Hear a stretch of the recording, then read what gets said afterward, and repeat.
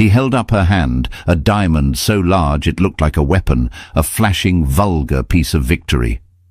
12 carats, he boasted, his voice echoing in the sterile quiet of the private lounge. He was talking to his ex-wife, a woman he'd crushed, a woman he'd left with nothing. He didn't see the man waiting for her, nor did he notice the logo on the tail fin of the plane just outside. He thought he was showing her the ultimate prize. He had no idea she was about to board a Gulfstream G650 and that his 12 carats were about to become the smallest, saddest-looking things in the entire airport. Before we begin, take a moment and comment your city below. It's always fascinating to see where everyone is tuning in from around the world. Now let's dive in. Westchester County Airport, HPN for those who knew, was not LAX. It was a haven of discreet wealth, a place where money whispered it didn't shout. The signature FBO lounge was a sterile beige and mahogany box designed to be inoffensive to people who owned islands. The coffee was bitter, and the silence was absolute. Aurelia Vale sat in a corner, her back to the wall. She was a study in deliberate quiet. At 38, she had the kind of beauty that had been overlooked in her youth, all planes and angles, with eyes that held too much information. She was wearing a simple oatmeal-colored cashmere shell and matching trousers. No logos.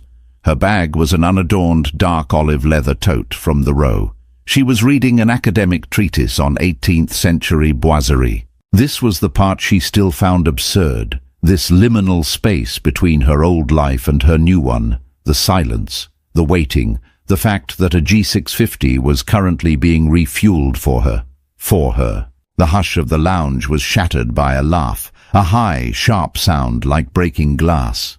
"Baby, I told you, just have them put it on the card. It's fine." Aurelia flinched. She didn't look up, but she didn't have to. That voice, a blend of forced confidence and sheer, unadulterated hubris, was tattooed on her nervous system. Damian Cross, her ex-husband.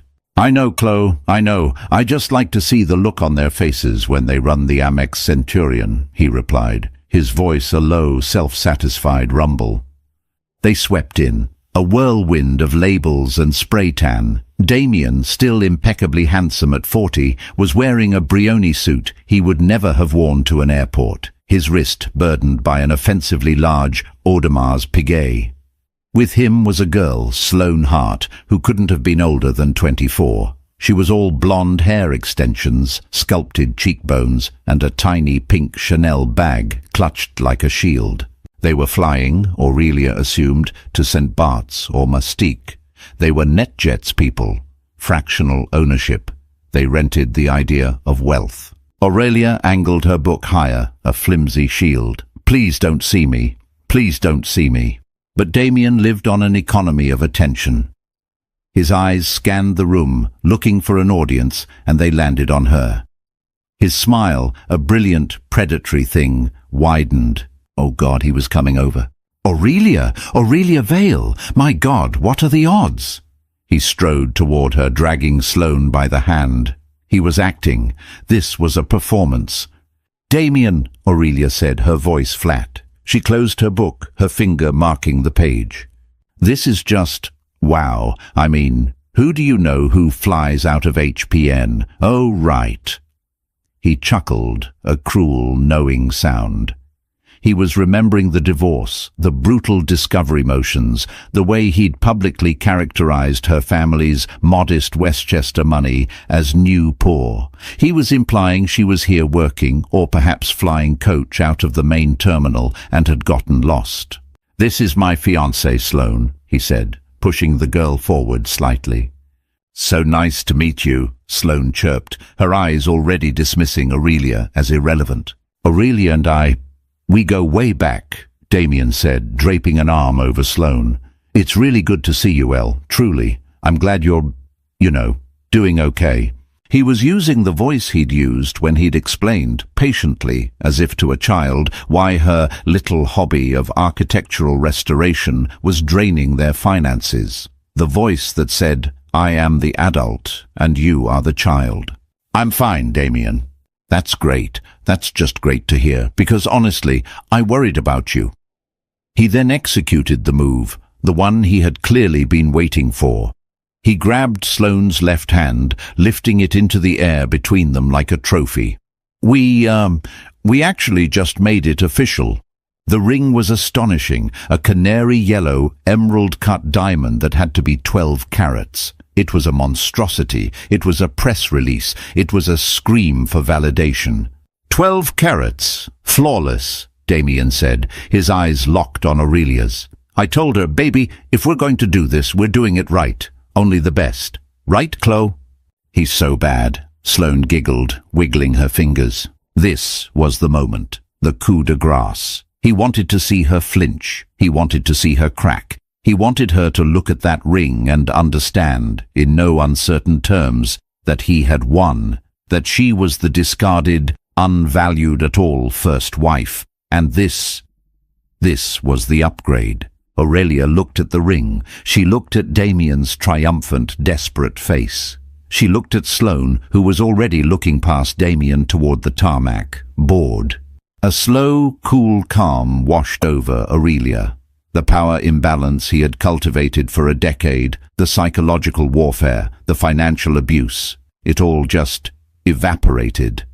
The cage door, which he had so meticulously built and she had so passively inhabited, simply dissolved. She was about to say, "Congratulations, Damian," when a uniformed FBO attendant approached her, clipboard in hand.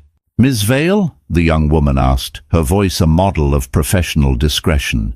She pointedly ignored Damian and Sloane. "Yes, Kira," Aurelia replied, her tone warm. "Mr. Sterling is on board. We've received our clearance from the tower. The G650 is ready when you are. They're just loading the last of the Geneva manifests." A silence so profound it was almost violent fell over their small group. Damian's smile didn't just falter, it broke. His face went through a rapid, ugly series of calculations, confusion, disbelief, then a sudden, sickening dawning. He looked from Aurelia to the attendant and back. Vale, Sterling, G6050. Aurelia slowly stood, gathering her bag. The cashmere fell in a clean line. She was taller than Sloane, she realized. G650, Sloane whispered, her voice no longer giggly. She knew the numbers. Everyone in this world knew the numbers. A G650 wasn't a charter. It was ownership. It was billionaire territory. "Aurelia," Damian began, his voice a strange, strangled thing. Aurelia looked at him, and for the first time she saw him clearly. Not as the monster who had wrecked her life, but as a small, terrified man in a shiny suit, holding a gaudy bauble he couldn't afford. The power imbalance was, and always had been, a fiction he'd worked tirelessly to maintain. "It was illuminating to see you, Damian," she said, her voice quiet, precise. She nodded at the ring. "You always did love acquisitions." She turned to Kira. "Thank you. I'm ready." She walked away. She didn't look back. Through the glass doors, onto the bright tarmac, a sleek, white and midnight blue Gulf Stream sat waiting. At the top of the stairs, a man stood. He was in his early 60s, with a shock of silver hair and an impeccably tailored suit. Adrian Sterling. He wasn't smiling, but his eyes were warm. He held out a hand. Aurelia walked up the steps, took his hand, and disappeared into the cabin. Back in the lounge, Damian Cross was still holding Sloane's hand in the air. The 12-carat diamond looked, suddenly, like a chip of glass. Sloane roughly snatched her hand back, her eyes glued to the window as the G650 began its powerful, silent taxi toward the runway. "Who the hell?" she hissed at Damian, her voice sharp with a new, cold contempt. "Was that?" The Tribeca penthouse had been Damian's masterpiece of psychological warfare. It was all glass, chrome, and blinding white marble, a $30 million statement hanging in the sky. It was also, Aurelia realized too late, a prison. There was nowhere to hide. Their marriage, in its final 2 years, was run like a hostile corporate takeover, and she was the failing asset. "Aurelia, what is this?" Damian had asked one night, holding up a single-page invoice. He'd found it on her desk, in the small glass-walled office he'd generously allowed her to have. It's a bill, Damian, for the lime plaster analysis at the armory, she said, her stomach tightening. It was $1,500. He sighed, that long-suffering sound that was his primary weapon. Aurelia, baby, we talked about this. He walked over, rubbing her shoulders. His hands were always cold. This passion project of yours. It's cute, it really is. But we're in the big leagues now. My partners, they don't get passion, they get profit. And this, he waved the paper, this isn't profit. This is a rounding error for my bar tab. He was Damian Cross, the boy wonder of a boutique private equity firm. He turned distressed companies into lean ones, which meant he fired thousands of people, sold off the assets, and called it value creation. He was celebrated on the covers of minor financial magazines, and he needed a wife who reflected that. Aurelia had been perfect at first. Old money family, the right part of Westchester, Vassar education, quiet, smart. She was a good accessory. But she had failed to understand her role. She had wanted to work. My passion project, she'd said, her voice shaking, is a consultancy. I am one of 3 people in this country who can accurately date 19th century American decorative plasterwork. The Met calls me. The Met. The Met? Great. He smiled, that cold, bright white smile. Did they call you to offer you $1 million bonus? No, they called you to fix a damp wall in their basement. Aurelia, I am this close. He held his fingers a millimeter apart, to closing the Kestrel deal. We're talking 9 figures. I need you focused. I need you at the benefit on Tuesday. I need you to be, well, less dusty. The betrayal wasn't another woman. Not at first. The betrayal was this, the slow, systematic erosion of herself. He'd insisted on managing their finances, her small inheritance, the money her grandmother had left her. He'd reinvested it for her. It's just sitting there, Elle. It's lazy money. Let me put it to work, he'd said. The day she'd found out, the building had felt like it was tilting. She'd received a registered letter, a pre-foreclosure notice, on this penthouse. That's impossible, she'd whispered to the empty, sterile white kitchen. We paid cash. But they hadn't. He had. He'd paid the down payment, then immediately taken out a massive interest-only mortgage on the property. Then another, and a third. She'd gone to her desk, the one in the glass cage. Her hands were shaking so badly she couldn't type the password. When she finally got into the joint accounts, she saw the reality. They were empty.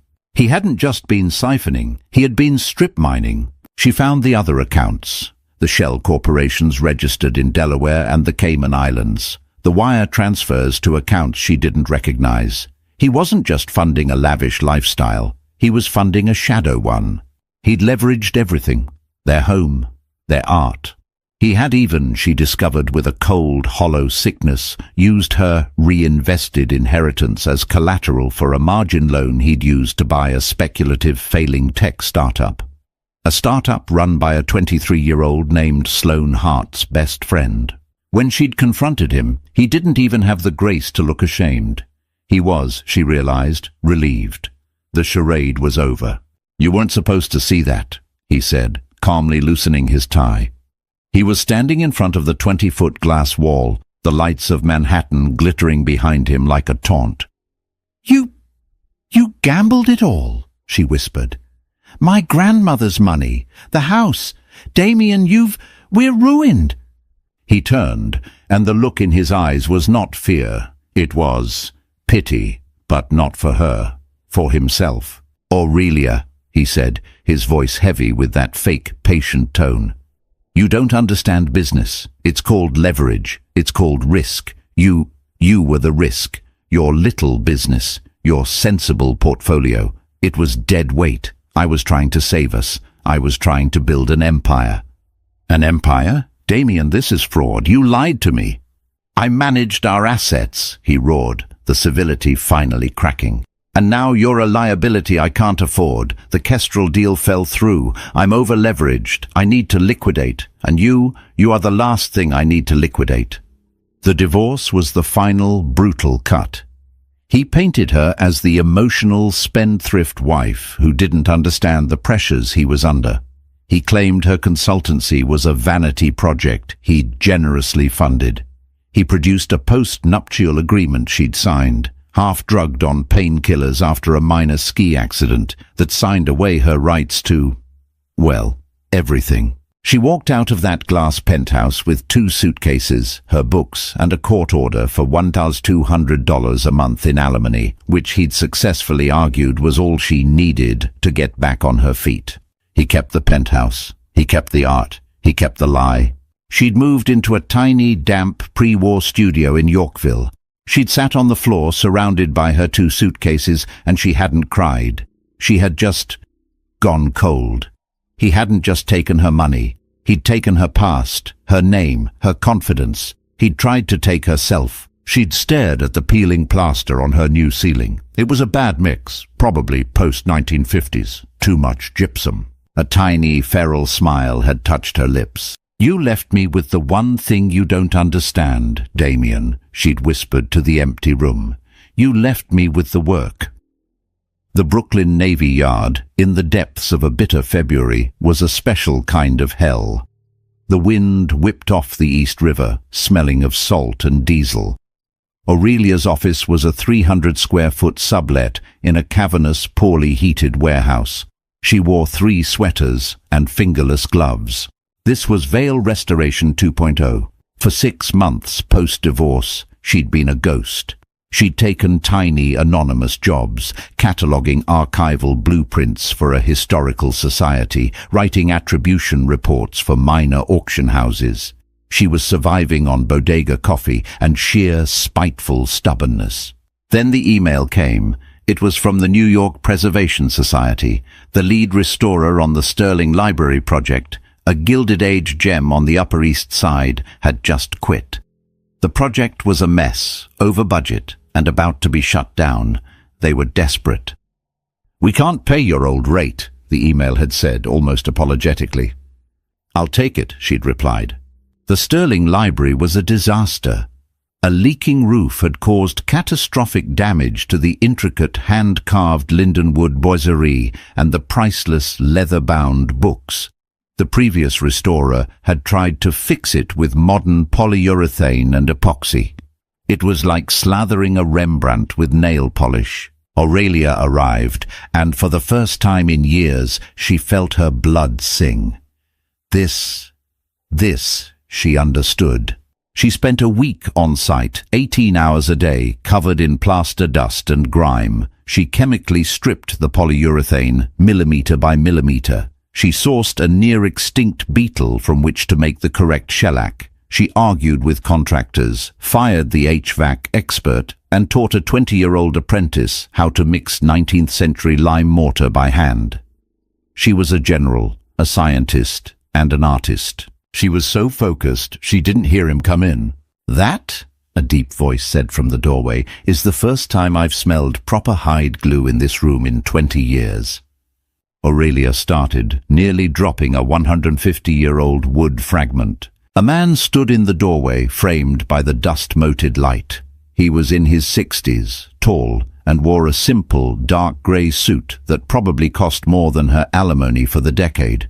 But his eyes, they were sharp, intelligent, and curious. "I'm sorry, the site is closed," Aurelia said, wiping her hands on her jeans. "I'm aware," the man said, stepping inside. He didn't look at her, not at first. He looked at the work. His eyes traced the line of the lindenwood she'd been restoring. He ran a finger gently over a newly repaired joint. "You're Miss Vale," he stated. It wasn't a question. "I am, and you are. The reason the project is over budget." He smiled, a small, wry smile. "Adrian Sterling. My grandfather built this room, and I'm the anonymous benefactor who's been problematically funding its interminable restoration." Aurelia's heart hammered. This was the Adrian Sterling, the quiet, multi-billionaire philanthropist, the one Forbes and Fortune couldn't get interviews with. His family's wealth was old, staggering, and managed with terrifying, quiet competence. "Mr. Sterling," she said, her voice stiff, "I apologize. I was not aware you were here. Neither was I. The board told me we were shutting this down. They said it was a lost cause." He looked at her, really looked at her, and the dismissive, appraising gaze she was used to from men like Damian was absent. He was just seeing. They were wrong, weren't they? The boiserie is sound, Mr. Sterling. The lindenwood had rot, but the core is strong. The previous team just didn't understand the chemistry. They were treating the symptom, not the cause. "The chemistry," he repeated, tasting the word. "And what did you prescribe?" And so, covered in dust and smelling of hide glue, Aurelia Vale explained. She talked for 2 hours. She spoke of Vernis Martin, of lime-to-sand ratios, of the specific atmospheric humidity required to keep 19th-century leather bindings from cracking. Adrian Sterling didn't just listen. He heard. He asked questions. Why this acanthus leaf moulding and not a simpler egg and dart? What was the intention of the architect in using lindenwood over, say, oak? He was, she realized with a jolt, a partner in the conversation. "The board is right about one thing, Ms. Vale," he said at last, looking at the restored panel. "This project is over." Aurelia's stomach dropped. "Mr. Sterling, This," he said, "is no longer a restoration. This is a masterwork, and it has given me an idea." He turned to her, his sharp eyes pinning her. "The Sterling Foundation owns properties, a villa in Lake Como, a chateau in the Loire, a brownstone in London. They are all beautiful, and they are all dying. The world has forgotten how to care for them, but you haven't." He didn't offer her a job, he didn't flirt, he didn't pat her on the head. "I am forming a new division of the foundation," he said, his voice as solid as the building around them. "The Department of Cultural Heritage and Preservation. It will require a director, someone with an eye for intention, someone who understands the chemistry." He handed her a simple, heavy stock card. "My assistant's number. Have your lawyer. And for God's sake, I hope you have a good one. Call him to discuss terms. I'll need you in Geneva in 2 weeks." He walked out. Aurelia stood in the dusty light, holding the card. She looked at her hands, covered in grime and glue. She had just been offered a position of staggering power and influence. Not because of who she knew or who she was married to, but because she knew how to fix what was broken. The NetJet's fractional share plane felt, for the first time in Damian's life, small. He was sitting on a plush, cream-colored leather seat, a glass of lukewarm champagne in his hand. Sloane was across from him, in the other seat. She hadn't spoken, not really, since the HPN lounge. She was just looking at him. "Baby, what's wrong?" he finally asked, forcing a chuckle. "You're quiet. You should be happy. St. Bart's, baby. We're here." Sloane was 24, but her eyes at that moment looked ancient. She was a product of a world Damian had only just managed to break into. A world where daughters of hedge fund managers were given a new nose for their 16th birthday and a trust fund for their 21st. She wasn't stupid. She was, in her own way, a predator, and she had just realized she'd backed the wrong horse. "A G650, Damian," she said, her voice flat. "Do you know what a G650 costs to buy?" "Who cares? It's a plane, Chloe. Just a plane." "It's $70 million, Damian. Used. 75 new. That old guy." "Adrian Sterling," Damian spat, the name tasting like acid. "He's an antique. He got lucky. Inherited it all. He doesn't do anything. He just has it." "He has a G650, Sloane repeated, as if this were the only fact in the universe. "And your ex-wife, the dusty, broke one you told me about, is on it, with him, going to Geneva." The mask of the successful, unflappable Damian Cross was cracking, and the terrified, leveraged-to-the-hilt man underneath was starting to show. "She's a charity case, Sloane, can't you see? He's probably using her. Some rich guy gets the pretty divorcee thing. It's pathetic." "She didn't look pathetic," Sloane said, her eyes narrowing. "She looked bored by you and that ring." She held up her hand, and the 12-carat yellow diamond looked garish, theatrical, in the cabin's light. "This is from that new fund, isn't it? The Kestrel 2.0 you're building?" "I bought it for you," Damian said, his voice rising. "A 12-carat, flawless canary. Do you know what I had to pull to get that?" "I'm starting to wonder," Sloane said. "My father, he's been asking about you." A jolt of pure, icy fear shot through Damian's gut. Sloane's father wasn't just an investor. He was the investor. He was the anchor, the whale, the one whose name brought all the other, smaller fish into the net. What about me?" Damian asked, trying to keep his voice light. "He said your numbers are creative. He said your projections for the vapor tech company are aspirational. He wanted to know," she paused, "if you'd closed on the penthouse yet." The penthouse. The one he'd kept from Aurelia. The one he'd told Sloane he'd bought outright for them. The truth, he was 90 days late on the third mortgage. The bank was a week away from starting public foreclosure proceedings. The Kestrel 2.0 fund hadn't just not closed. It was hemorrhaging. The SEC had sent a preliminary inquiry letter. He'd used the last of his liquidity, all of it, on this trip, on this ring. He'd needed this engagement. He'd needed the photo of the ring. He'd needed to show Sloane's father that he was all in. He'd needed the St. Bart's trip to prove he was still a player. He had, in effect, gone all in on a single desperate hand. And Aurelia, with her quiet cashmere and her $75 million jet, had just walked by his table and shown him the royal flush. "Sloane, baby," he began, reaching for her hand, his voice thick with a new, desperate sincerity. "You can't listen to your father. He's old school. He doesn't understand disruption. He doesn't understand me."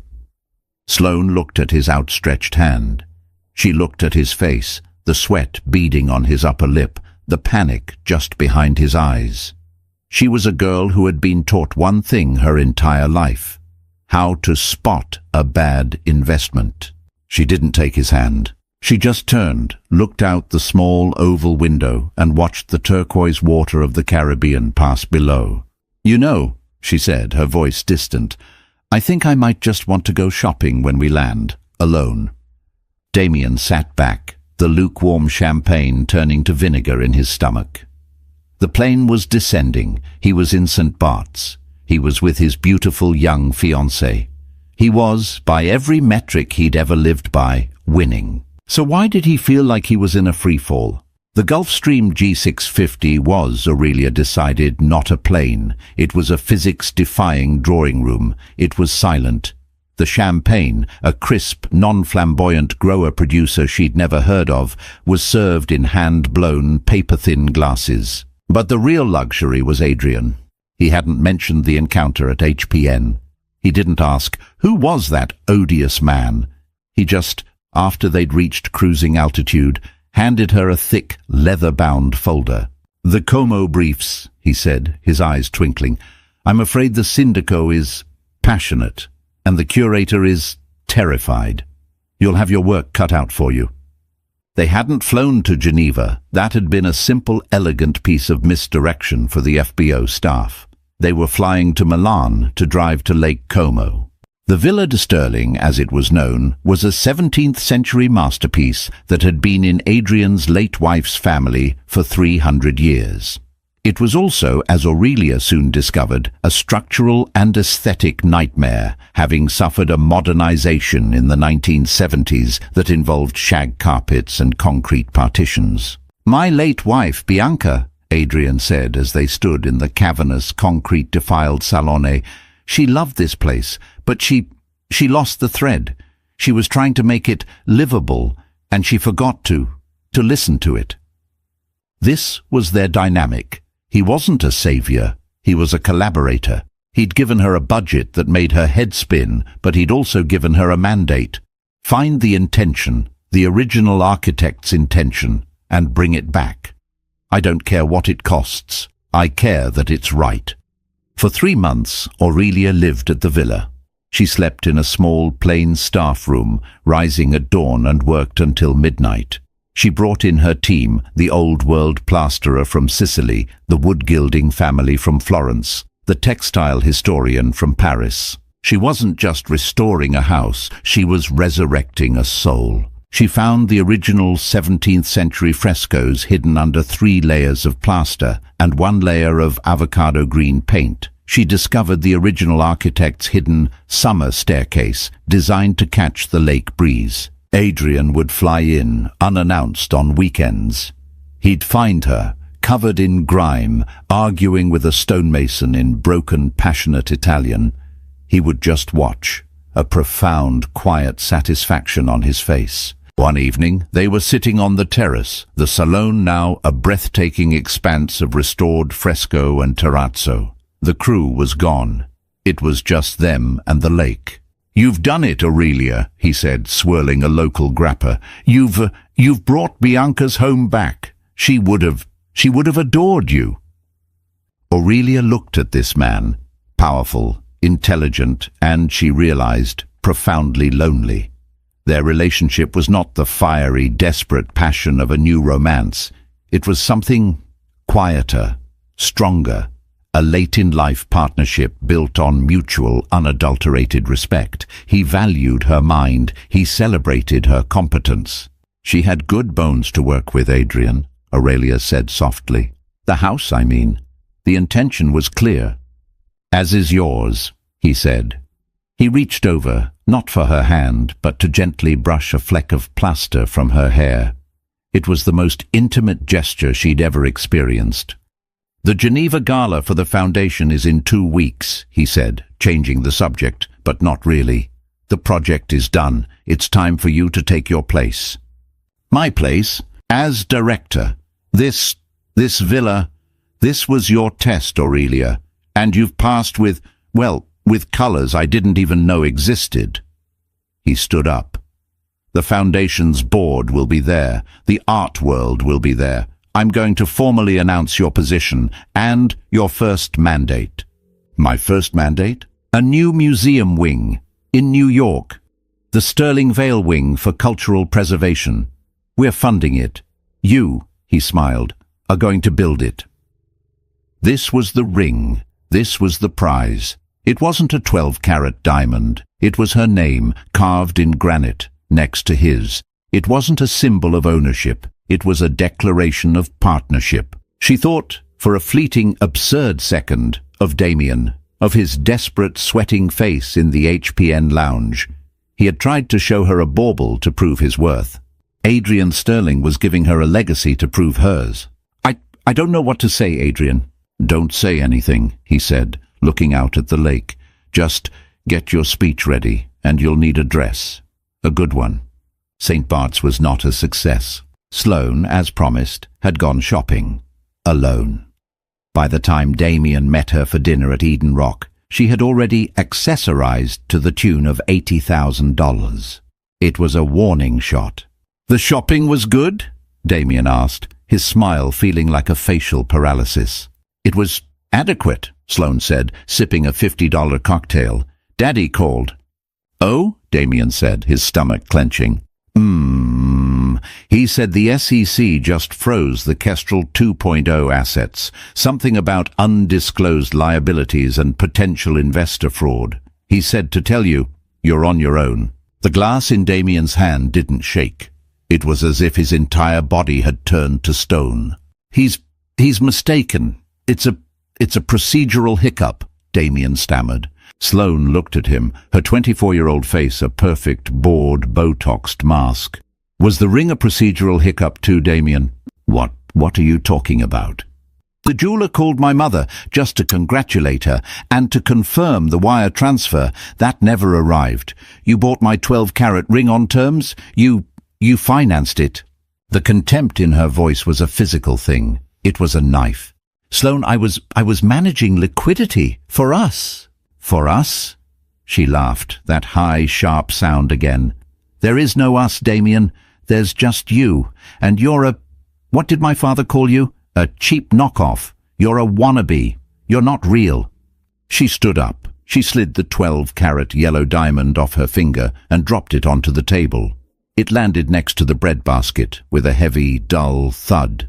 "You can have this back," she said. "I'm flying home tonight on my father's plane. He's sending it for me." She paused. "Oh, and the $80,000 in accessories. I had them send the bill to your penthouse. Consider it alimony." She walked away, not looking back. Damian sat there. The ring, the bill, the frozen assets. The next 48 hours were a blur of humiliation. His cards were declined. He had to call his old, long-suffering assistant to book him a flight home, commercial. He flew from St. Bart's to San Juan, San Juan to Miami, Miami to LaGuardia, in coach. He sat between a screaming baby and a man who smelled of onions. When he finally got back to the glass penthouse in Tribeca, there was a large orange sticker on the door, a notice of seizure. The bank had moved. He was officially locked out. He sat on the floor in the hallway, his Brioni suit rumpled, his face grey. He was ruined. He checked into a mid-range Marriott near the airport. He used the last of his debit card cash. He sat in the dark, the curtains drawn, and turned on the TV. And he saw her. It was on some highbrow PBS channel, a broadcast from Geneva, a stunning historic building lit up in gold, a gala. And there on stage was Aurelia. She was wearing a dark sapphire blue gown that shimmered. Her hair was up. She was radiant. She was not the dusty, quiet woman he remembered. She was a queen. She was at a podium. The banner behind her read, "The Sterling Foundation." She was giving a speech. The intention, she was saying, her voice clear and strong, resonating with a power he'd never known she possessed, is not just to save the buildings, it is to save the craft. We are not just restoring the past, we are building the future, which is why tonight I am so proud to announce the formation of the Sterling Vale Wing. Sterling Vale. Vale. She'd kept her own name. No, she'd made her name a brand. Damian stared, his mouth open. Adrian Sterling was in the front row looking up at her, not with lecherous pride, but with awe. This was the woman he had dismissed. This was the woman he had called a liability. He reached for the cheap hotel glass on the nightstand and threw it at the television. It bounced off the screen with a dull thud. He slumped back. The image of her, powerful and serene, burned into his brain. He hadn't just lost his money. He hadn't just lost his fiancée. He had, he realized with a sickening, final clarity, lost the plot. He'd been the villain in his own story, and he hadn't even realized it. And the heroine had just walked away and started a new, better story without him. The Geneva Gala was, in a word, a coronation. Aurelia, standing on that stage, had felt a profound, almost terrifying sense of rightness. The sapphire Schiaparelli gown had felt like armor. The speech, which she had written herself, had felt like a manifesto. As she spoke, she saw the faces. The curator from the Louvre, the director of the V&A, the Swiss finance minister. And in the front row, Adrian, who was not just watching her, but beaming. Her redemption was not, she realized, getting the billionaire. Her redemption was that the billionaire had recognized her worth and given her a platform to execute it. The power was not his, it was theirs, and the work was hers. When she finished her speech with the announcement of the Sterling Vale Wing, the applause was thunderous. It was not polite. It was real. Afterward, she was surrounded. People didn't just want to congratulate her. They wanted to work with her. They wanted her opinion. They wanted her time. "Aurelia," a slick-voiced man from a major New York museum said, cutting in. "A triumph. We must have lunch. When are you back in the city?" "My schedule," Aurelia said, taking a sip of champagne and hearing with some surprise the cool, calm authority in her own voice, "is managed by my assistant at the foundation. I'm sure she can find a time." She had an assistant. She had a schedule. Later that night, in the G650 on the way back to Como, Adrian was quiet. "You were magnificent, my dear," he finally said. "We were magnificent, Adrian. It's a bold plan." "It's the right plan," he said. He looked at her. He was there, wasn't he, at HPN? Aurelia started. Who? The man. The one with the large diamond. The one who looked like all his dreams were dying at once. Your ex-husband. Aurelia looked down at her hands. Yes, that was Damian. I had my team look into him, Adrian admitted, his voice quiet. After I met you, at the library, I wanted to know who would be so idiotic as to let you go. What I found was ugly, fraud, deceit, a house of cards. He was very convincing, Aurelia said. He was a parasite, Adrian said, his voice hard. He saw your light, and he tried to feed on it. Men like that. They don't build, they just take, until there's nothing left to take. He looked at her, his eyes soft.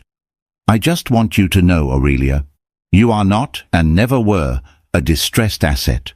You are the architect. A tear, the first she had shed in over a year, rolled down Aurelia's cheek. It wasn't a tear of sadness. It was a tear of release. The power imbalance he had created, the psychological cage, it was gone. She wasn't just Aurelia Vale, the woman who had been married to Damian Cross. She was Aurelia Vale, the director of the Sterling Vale wing. She was finally herself. 8 months later, HPN, Westchester County Airport. The tarmac was loud, the air thick with the smell of jet fuel.